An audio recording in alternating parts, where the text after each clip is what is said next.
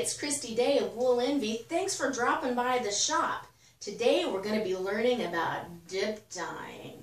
Thanks Evangeline Johnson for the suggestion. Today we're going to cover acid dip dyeing and indigo dip dyeing in a gradient. So sit tight, get comfortable, and let's get ready. Okay, so when you're dyeing, you will hear terms like a reactive pot and a non-reactive pot. What does that even mean? Isn't a pot a pot? Not when you're dyeing. With certain dyes, particularly acid dyes, you want a non-reactive pot. A non-reactive pot is one that's not going to change the color of your dye. This is a copper pot. I use this sometimes when I'm making my own dyes and I want to get the reaction of the copper to actually change the color of the dye. What does copper do when it's exposed to acid like white vinegar? You can actually make your own copper mordant that way. And that is what I've done here. Can you see inside here? Look at that. This beautiful blue is from an old copper pipe that's been sitting in a jar of vinegar. Okay, now don't go crazy about the, you're gonna get copper poisoning, Christy. People actually need a little bit of copper, and I'm not using that much of it. So chill out. I'm perfectly aware of copper poisoning. Okay, so we're going to be talking about very beginner dyeing here real quick with this acid dyeing. Now in a minute, we're going to talk about indigo dyeing.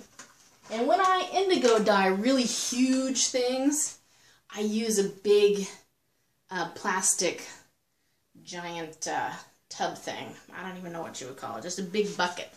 Because remember that that coat was really long, so I had to dip it in stages, and it needed to dip. I was dipping like that, you know, a huge length, like half of my body length. So I don't know, I'm thinking like at least 20 inches of dipping. So I needed a deep pot in order to do that because I wanted it to bleed up. But this, we're going to be talking about doing little projects like the shoes. Okay, so here's my crock pot. This crock pot is perfect because it's enameled. Now the enamel will get some dye on it and it'll definitely stain. Let's see, I've got some stains in here. It'll definitely stain, but you can scrub off the dye, and the other thing is it's not going to change the dye. Now, you can also use stainless steel. And stainless steel will not change your dyes either. But guess what will? Aluminum. And aluminum, if you put acid dyes in there, eventually you will get a hole in your pot. The white vinegar that you're going to use to set your acid dyes is actually will eat a hole in there. So you want to avoid that. Next up, we need to talk about water. What in the world? Do I have to worry about my water? Well, you don't have to. But since I have you here, I thought I'd mention it. I use rainwater. Why do I use rainwater? Well, partly because I think it's super cool. Partly because I like to store extra water just in case. And the other reason is because rainwater has absolutely no added metals that is going to affect the color of my dye. Like iron. I actually have kind of high iron content in my house, probably, I don't know, I don't think it's because I have old pipes, but I mean it's a really old house, but I have copper pipes, so I shouldn't have iron. Must be from the city. So anyways, if your city has high iron, or if your well has high iron, or if you have some other nasty metal in there that is messing up your toilets or whatever, you'll see it in the rings, then you might take that into account when you're dyeing, because it will change the color of your dyes. Now, let's say you don't have a nice handy rain barrel, and you still don't want it to negatively or whatever affect your dyes in any way. You can use bottled water, or you can collect the rainwater. It's really fun.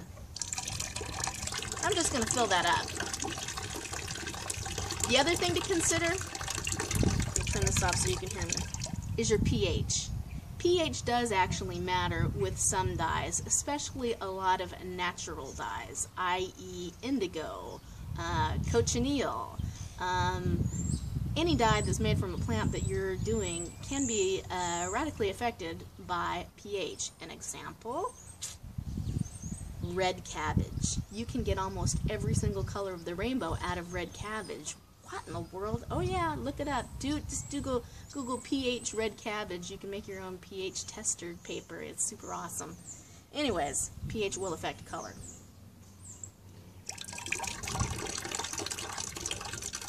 Okay, so now that you know what kind of dye you're going to use, what kind of pot you're going to use, what kind of water you're going to use, now let's get down to the actual, what kind of dye am I going to use? Well, those shoes that I dip dyed, those were, drum roll, Kool-Aid. Yes, I do Kool-Aid. Now don't get snobby with me. I also have some highfalutin acid dyes. And I make my own dyes, as seen by even my making my own mordant. I know all about all the different dyes. But, listen, you have to admit, Kool-Aid is extremely safe and extremely accessible and crazy cheap. It's crazy cheap. So if you just want to do a cool, fun little dye project and you're not a dye artist and you're not selling your yarn and whatnot, maybe even if you are selling your yarn, but if you're selling your yarn, you probably want to tell somebody that it was made with Kool-Aid. Anyways, listen. If you just want to do this project, then use your Kool-Aid. If you do not, and you're like, oh, I would never, then go ahead and use your acid dye. Whatever brand you particularly love, all right? But the process is still the same. But I don't want to fiddle around with it too much, because this is just for an example. I'm not ready to actually use this dye anyways. Which, FYI, dye will keep like indefinitely. So if you don't use all your dye, save it in a safe container and use it later, because you don't, especially if you get into like commercial dyes, you do not want to be dumping commercial dyes down into the drain, because FYI, that's not good for the environment, and you for sure don't want to overuse your mordant, because that's all that metal, and you don't want to put too much heavy metal into the aquifers, okay? Even though maybe it would filter through, but anyway, still. So, when I did the shoe, it was super simple, because this shoe snugly fits into this particular crock pot. Now, if you wanted to do something wider, you could get like an oval crock pot to stuff it in there.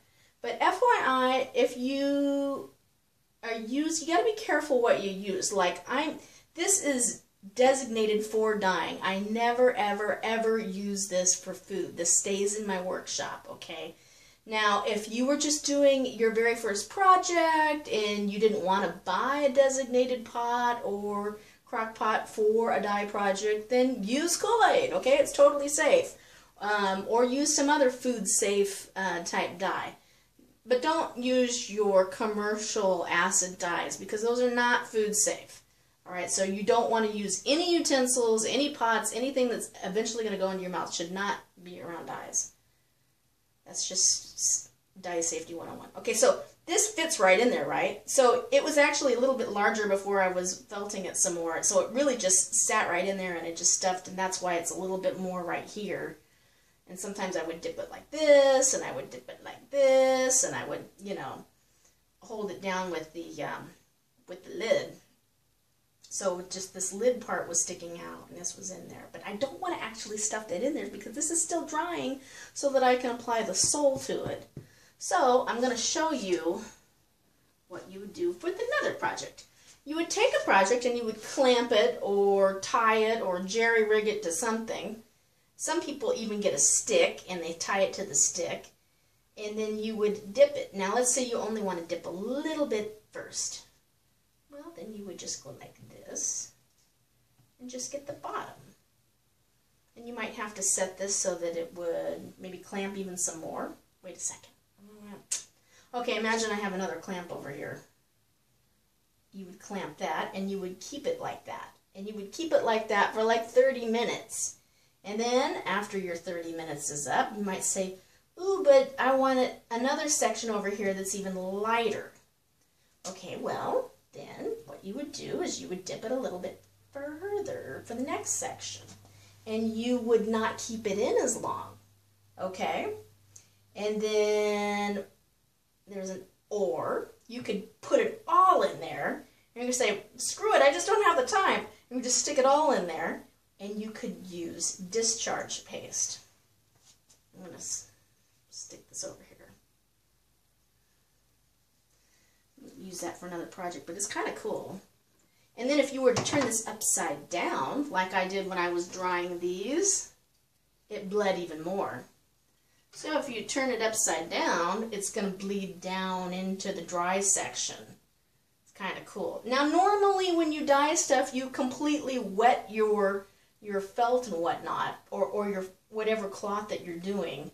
But when it's dry, it gets this bleedy effect a little bit better. Now maybe it would work really well if it was wet. I've just always done it this way. Now these were already wet because I was felting them and I was in a hurry and they were wet and I wasn't going to wait. It takes like sometimes 2 days for these things to dry before, to fully dry. So I just dipped it in. I thought, haha, it's already fully saturated, so it'll already absorb the dye really well. But normally when you're dyeing fiber, you dye wet fiber first. Ooh, look at this. It's getting kind of cool gradients. I'm going to just stick that right like that. Stay. Ooh, I can push it up against there. Stay. Okay, now let's play with this stuff. Well, no, before we do that, let's talk about the gradient when we're doing indigo dyeing. How did I get that to do it like that? That was kind of cool because it's in bands. Well, okay, show you. So you see these bands here? How this is darker than here, and then it's white. Well, that didn't actually turn out perfectly when I was doing it. What happened was it bled up way more than I wanted to, and I was like, oh no, that's not what I wanted, but it turned out pretty cool, didn't it? So what I did to make this much lighter is I used the power of chemistry. Okay, so this was indigo. And guess what? Not dissolves, but discharges indigo. Acids do. And in particularly, lemon juice is really well known for reacting with indigo. So I got a squirt bottle and I filled it with lemon juice, and I squirted this and said, oh please, oh please, oh please, oh please, squirt. And as the lemon juice hit that, it started to, bleed down, or, soak down and go out. And that's what left this super cool effect. Now here on the sleeves, I just dipped it really quick, and I could control that because it was smaller. But this was such a huge thing. It was sucking it up and bleeding up sucking up the indigo so fast. It went way further than I imagined, but it turned out super cool in the end. So that's your lesson on happy accidents. Don't let it freak you out if something unexpected happens. Just turn it into a design feature. It looks pretty cool over here, doesn't it? So this was an edge that I could do. So what I did is I just sort of had the bucket, and I just dipped it, and I laid the rest of it off outside the bucket when I did it. You know what I mean. So it's all it is dipping. Super easy, and then discharge. Now, if you want to see how the discharge paste works in the future, just let me know in the comments, because I feel like this is getting kind of longish, but you can do a lot of cool things with this. Basically, you can make designs in your dyes. Now, it won't work on indigo, but it'll work on acid dyes. So you can actually paint on designs, and then you get an iron to steam it, and it's heat activated. Super fun, especially if you get some dark colors will discharge into a totally different color when you discharge it. It's crazy awesome. All right.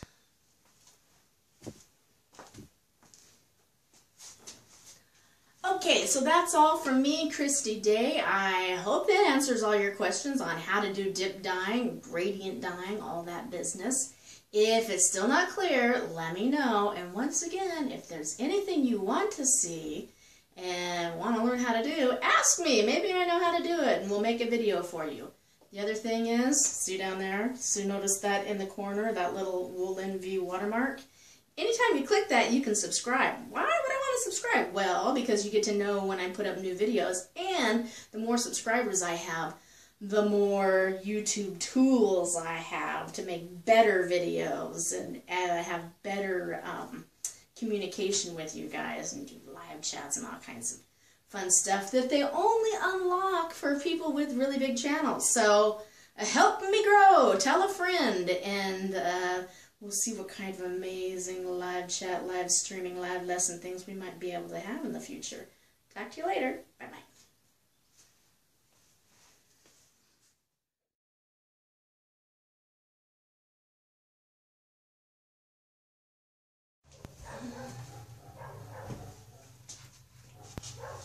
Quiet on the set. Okay.